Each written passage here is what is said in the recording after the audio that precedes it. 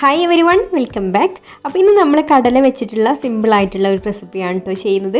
അപ്പോൾ വീഡിയോയിലേക്ക് പോകുന്നതിന് മുമ്പ് ഒരു കാര്യം കൂടെ പറയാനുണ്ട്. നമ്മുടെ ഗിവ് എവേയിൽ എല്ലാവരും പാർട്ടിസിപ്പേറ്റ് ചെയ്യുക. ഗിവ് എവേനെ കുറിച്ചിട്ടുള്ള കൂടുതൽ ഡീറ്റെയിൽസ് അറിയാൻ വേണ്ടിയിട്ട് ഗിവ് എവേയുടെ അനൗൺസ്മെൻറ്റ് വീഡിയോ ലിങ്ക് ഞാൻ ഡിസ്ക്രിപ്ഷൻ ബോക്സിൽ കൊടുക്കുന്നുണ്ട് കേട്ടോ. അപ്പോൾ ഞാനിവിടെ ഒരു അരക്കപ്പ് കടല എടുത്തിട്ട് നന്നായിട്ട് കുതിർത്ത് വെച്ചതാണ് കേട്ടോ. ഇത് കുതിർത്ത് ഊറ്റി വെച്ചതാണ്. നന്നായിട്ട് കഴുകിയതിന് ശേഷം പിന്നെ വെള്ളമൊക്കെ ഊറ്റി വെച്ചിട്ടുള്ള ഡ്രൈ ആയിട്ടുള്ള കടലയാണ്. ഇനി ഇതിലേക്ക് ഒരു മുട്ട പൊട്ടിച്ചൊഴിക്കാം.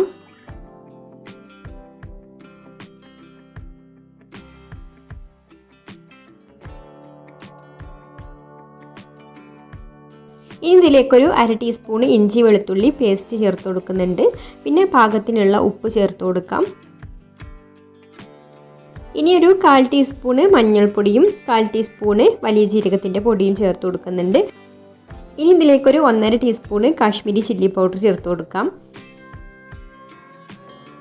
പിന്നെ ഇതിലേക്കൊരു 2 ടേബിൾ സ്പൂൺ കോൺഫ്ലവർ ചേർത്ത് കൊടുക്കുന്നുണ്ട്. അതുപോലെ 2 ടേബിൾ സ്പൂൺ മൈദയും കൂടി ചേർത്ത് കൊടുക്കുന്നുണ്ട്. അപ്പോൾ ഇതിൻ്റെ ഈ ഒരു പൊടിയുടെ അളവ് എന്ന് പറഞ്ഞാൽ നമ്മൾ മിക്സ് ചെയ്ത് നോക്കിയിട്ട് ഈ ഒരു കടലിൻ്റെ മുകളിൽ ഒരു കോട്ടിംഗ് ആയിട്ട് കിട്ടണം കേട്ടോ. അങ്ങനെ കിട്ടിയിട്ടില്ലെങ്കിൽ വീണ്ടും നമുക്ക് കോൺഫ്ലവറോ മൈദയോ എന്തെങ്കിലും ഒന്ന് ചേർത്ത് കൊടുക്കാം. അപ്പോൾ ആദ്യം ഒന്ന് മിക്സ് ചെയ്ത് നോക്കുക. എന്നിട്ട് നമുക്ക് പൊടി കുറച്ചും കൂടെ വേണമെന്നുണ്ടെങ്കിൽ അപ്പോൾ ചേർത്ത് കൊടുക്കാം കേട്ടോ. കൈ വെച്ചിട്ട് തന്നെ ഇതുപോലെ നന്നായിട്ടൊന്ന് മിക്സ് ചെയ്ത് കൊടുക്കുക. ഞാനിതിലേക്ക് 1 ടേബിൾ സ്പൂൺ കോൺഫ്ലവറും കൂടി ചേർത്ത് കൊടുത്തിട്ട് മിക്സ് ചെയ്തെടുക്കുന്നുണ്ട്.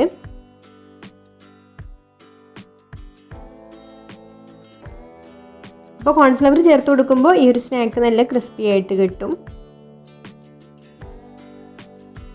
ഇപ്പോൾ ഇതാ നന്നായിട്ട് മിക്സ് ചെയ്തെടുത്തിട്ടുണ്ട്. അപ്പോൾ നമ്മുടെ മസാല കടലൊക്കെ ഉണ്ടാക്കുന്ന പോലെ തന്നെയാണ് കേട്ടോ ഇത് ചെയ്യുന്നത്.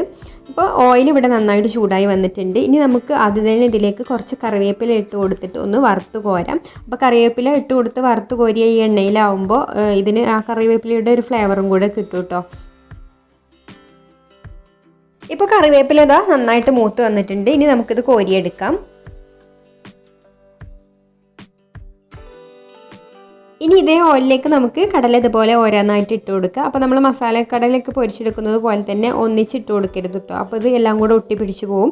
അപ്പോൾ ഇങ്ങനെ ഓരോന്നായിട്ട് ഇട്ട് കൊടുത്താൽ മതി. പിന്നെ ഒരു 2 3 ആയാലും കുഴപ്പമില്ല, കുറച്ച് ചെറിയ കടല ആയതുകൊണ്ട്.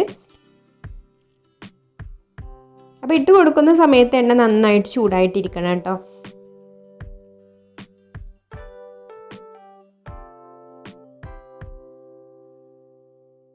ഇനി ഒരു മീഡിയം ഫ്ലെയിമിലിട്ടിട്ട് ഇത് ഫ്രൈ ചെയ്തെടുക്കാം.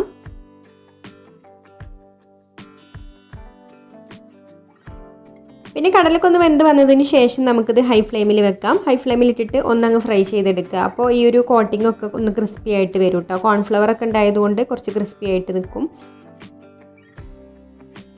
അപ്പോൾ ഇതാ ഇതിവിടെ റെഡി ആയിട്ടുണ്ട്. ഇനി നമുക്കിത് കോരി എടുത്തിട്ട് ബാക്കിയുള്ളതും കൂടെ ഇതുപോലെ തന്നെ ഫ്രൈ ചെയ്തെടുക്കാം.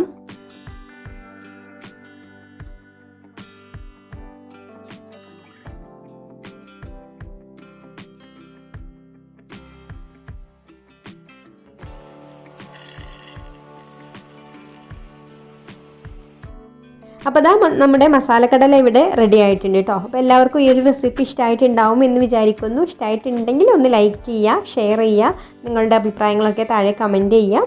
പിന്നെ ഈ ചാനൽ സബ്സ്ക്രൈബ് ചെയ്യാത്തവരാണെങ്കിൽ ഒന്ന് സബ്സ്ക്രൈബും കൂടെ ചെയ്തിട്ട് സപ്പോർട്ട് ചെയ്യണേ. അപ്പോൾ ഇനി മറ്റൊരു നല്ല റെസിപ്പിയുമായിട്ട് വീണ്ടും കാണാം. താങ്ക്